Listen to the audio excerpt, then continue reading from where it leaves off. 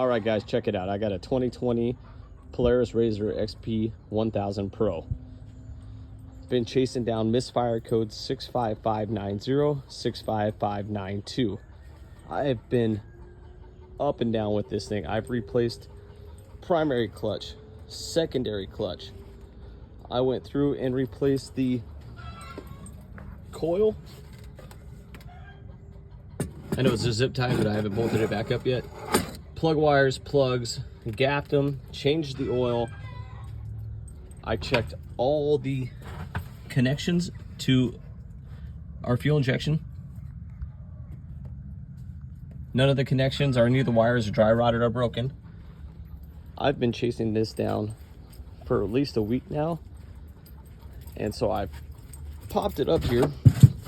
Let's see if she'll stay running long enough. Alright, check this out. Fuel pressure, about 28. This should be around 58 to 60 on your fuel pressure, which you can check it right on the rail, right here.